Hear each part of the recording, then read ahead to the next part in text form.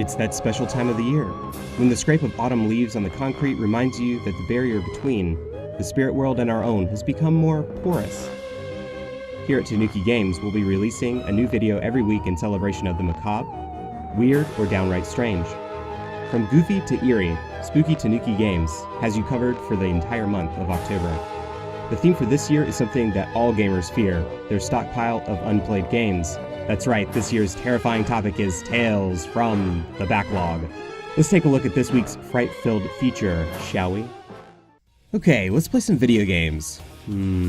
How about DMC 3? I don't know what to expect. Oh, here we go. That pretty much sums up what we should be expecting from this game. Devil May Cry 3, Dante's Awakening, was Capcom at its pinnacle. And Dante's third outing is still one of the highest watermarks in action gaming. While I love a good action romp a la Vanquish, Bayonetta, Ninja Gaiden, and God Hand, I must admit, I haven't done my homework on DMC 3 until now. Let's have some fun. There's no way for me to explain the story of Devil May Cry 3 as well as Dante does, so I'll let him do the honors. This whole business started with my father sealing the entrance between the two worlds. And now, my brother's trying to break that spell and turn everything into Demonville. The thing that I love the most about DMC 3 is how well the characters play off each other. Jester is a prime example.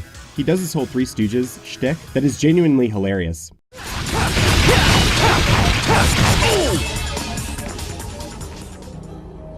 Oops.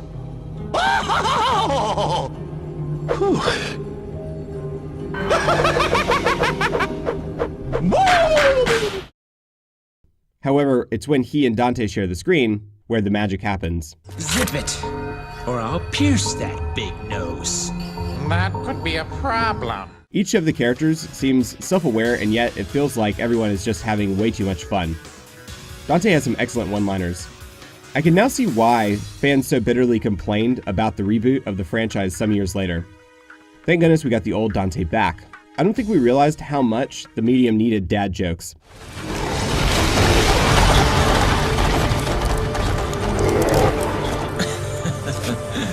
Talk about horsepower. Dante is a really charismatic character who seriously loves some pizza. Joking aside, the gameplay is the star of the show. Jackpot. I was surprised not only by how well it played, but how limited the combat was in some ways. The combat can be broken up into a few parts: basic attacks, specials, and Devil Trigger. Dante can attack in two ways, with his melee weapon or his guns. There are several weapons for both, with varying levels of effectiveness. The base weapons at the beginning of Dante's adventure are his sword Rebellion and his dual pistols Ebony and Ivory. Both weapons are highly efficient tools in combat, but you'll want to spice things up with secondary weapons. Dante can equip 2 guns and 2 melee weapons, and he can switch between them on the fly by pressing L2 or R2. I fancied the higher damage options from the arsenal Dante can access. Spiral, a high-powered rifle, is great for making demons go splat on the wall. Beowulf are weapons worn on Dante's hands and feet that allow for a beatdown. I love these weapons, partially because you have to mix them into combos to maximize Dante's advantage. For example, you have to use Rebellion's range to get in the first hit, then switch to Beowulf to land heavy damage. Spiral's the same. You want to switch back and forth between Ebony and Ivory due to Spiral's long animation time while firing. Mixing and matching weapons is fun and leads to experimentation. I messed around with almost every weapon extensively, which is rare for me. Usually when I find a weapon I know I can be successful with, I stick with it. I didn't do that in DMC 3. I played with literally every weapon and enjoyed all of them, with one exception. Extra moves for each melee weapon can be bought, and they are very helpful and expensive. Speaking of luxurious, DMC 3 has one of the most interesting item systems I've ever seen. When you buy a health item, it increases the price for that item for the rest of the game. When you use an item, it's gone, even if you die. What this does is discourage the player from using items. It makes the player accept death, adapt to challenges, and get good, fast. While I love the combat of Dante's Awakening, I wasn't very excited about how the special moves are executed. You need to push R1 and press a direction and a button. For example, Dante has a move with Rebellion called Stinger. This move is used a lot to close the distance between Dante and an elusive enemy. What complicates things is, the fixed camera means that inputting up is relative, based on enemy placement. This is a minor gripe, but I did feel like there were times where the game was being a bit too finicky for my taste. Bayonetta and Ninja Gaiden have solved these issues with more flexible cameras. The Devil Trigger is a critical aspect of the gameplay. Dante turns into a demon based on how full his demon meter is. Dante does more damage, which helps, but more importantly, he gains back small amounts of health. Careful demon meter management will be any player's key to success. You fill up the demon meter from doing combos and taunting. I never taunt in games, but once I saw how much Devil Trigger I got from goading my foes, I did it all the time. Too easy. Probably the thing that DMC3 does the best is the gradual ramping up of challenge to the player. At first, Dante is only expected to kill a handful of enemies, but by the end he's taking on wave upon wave of foes with somewhat ease. This is done with the assistance of well-designed bosses. The boss battles are in almost every chapter, and they teach the player something new each time. How to dodge, how to switch weapons efficiently, how to punish openings, and so on. If these bosses were too tough, they'd be discouraging. If they were too easy, there wouldn't be any sense of accomplishment when the player defeats the boss. Each loss to a boss teaches you how to improve. What's wrong? Is that all you got? Devil May Cry 3 is widely considered one of the best playing action games of all time, and I can see why.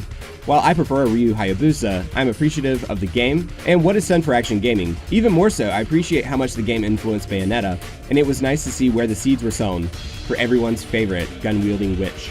I played the PS3 version of the HD collection, and it looks nice. The transition to 16:9 looks good, even during cutscenes. I enjoyed all the character designs, especially Lady. I love the big gun she wields, and her character model fits perfectly in the game. Dante and Virgil's Devil Trigger modes look super cool. One of the big bads in the game, Arkham, has a cool effect on his face that when I first saw it blew me away. I love all the enemy designs, and the bosses look sufficiently intimidating.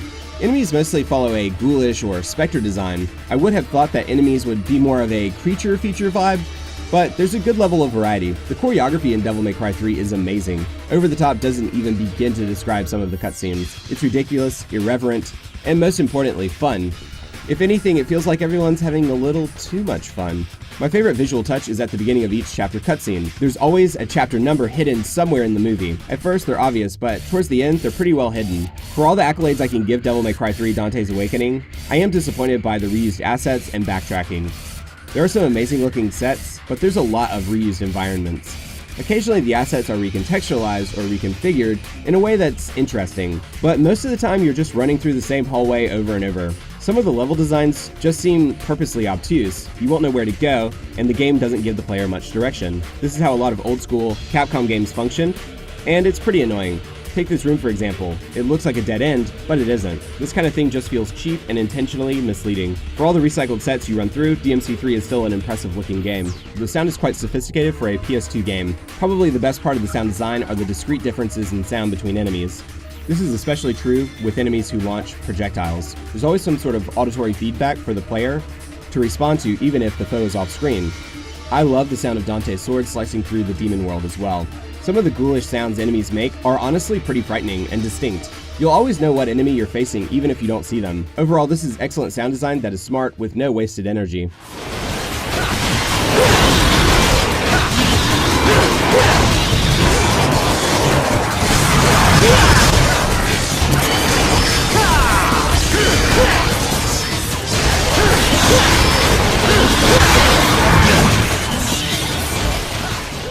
The music is not something that I enjoy. This sounds like what Japanese people think Americans like to rock out to. The end result is as if Rob Zombie is DJing at a rave.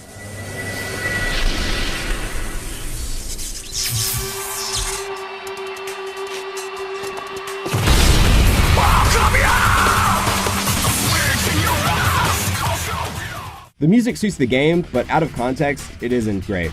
I think something a bit heavier would have suited the game better, but this sound seems to be persisting even through the newest games. There are some ambient tracks that are enjoyable and even a bit unsettling. DMC3 has great voice work. Of course, Dante sounds great. Virgil sounds kind of off to me. There's nothing wrong with the performance per se, just his voice doesn't match his physique. Voice acting has come a long way since the release of DMC3, but it holds up well. Oh, you poor thing. Didn't your mother ever teach you how to use a door?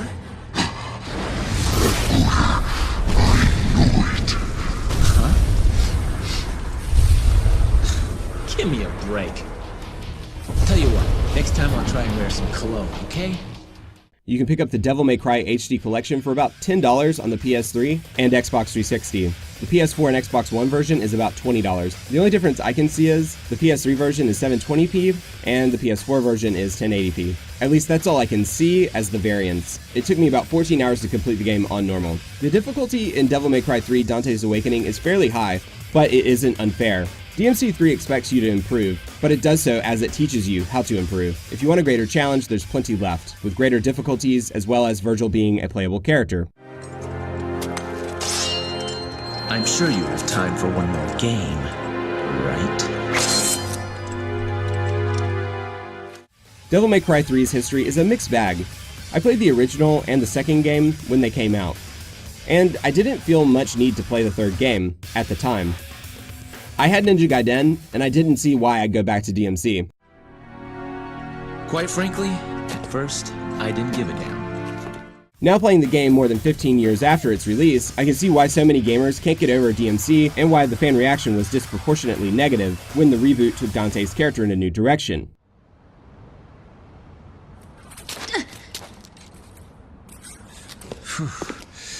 What an ordeal.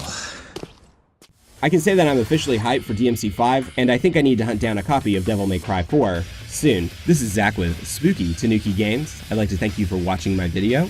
Please remember that a like, a comment, or a subscribe means a lot to me, and of course, the channel. Enjoy. That man. Did you kill him? So what if I did? Woo!